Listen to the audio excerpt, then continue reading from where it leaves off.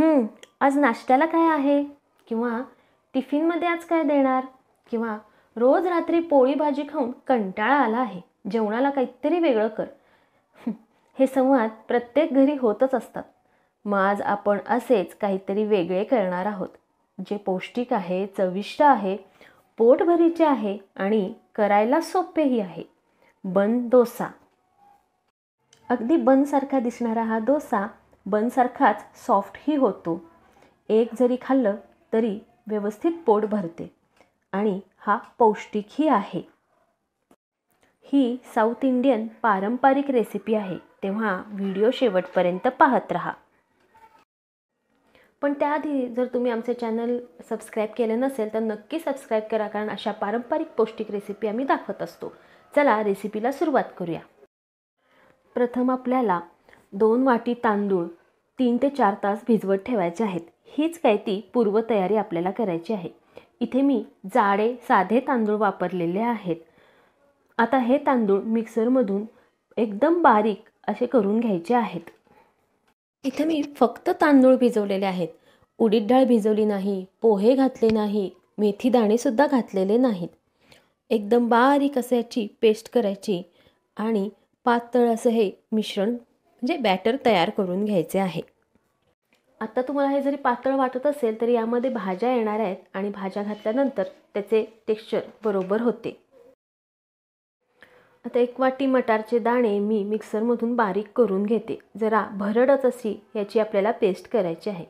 आता तांदळाच्या पेस्टमध्ये आपल्याला उकडलेला आणि किसलेला बटाटा घालायचा आहे.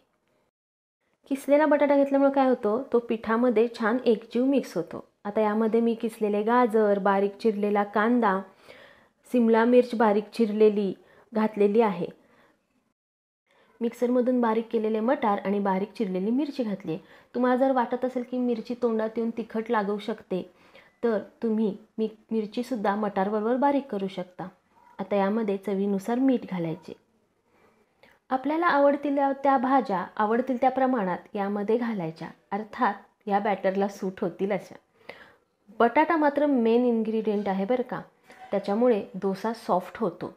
तो मात्र किसूनच घ्या, म्हणजे छान बॅटरमध्ये मिक्स होईल. सर्व मिश्रण व्यवस्थित मिक्स करून घ्यायचं, म्हणजे सर्व भाज्या एकजीव होतील.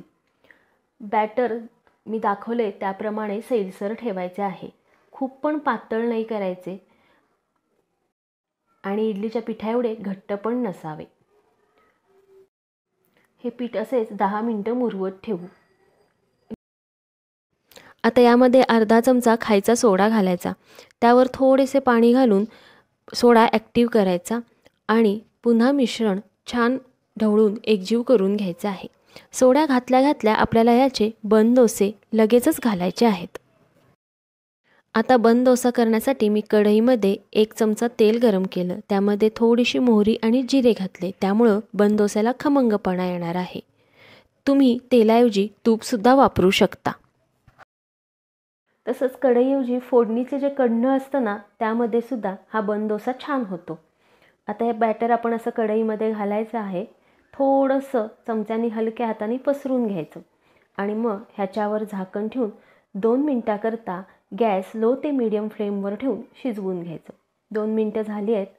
कडेनं झालेलं आहे हे. आता हे पलटून घेऊया आणि ही जी वरची बाजू आहे तीसुद्धा छान शेकून घेऊ. पुन्हा एकदा ह्याच्यावर झाकण ठेवून 2 मिनटाकरता परत लो ते मीडियम फ्लेमवर आपल्याला हे शिजवून घ्यायचं आहे. आपला हा बन डोसा तयार झालेला आहे. बघा, खालच्या बाजूनीसुद्धा तो छान क्रिस्पी झाला आहे.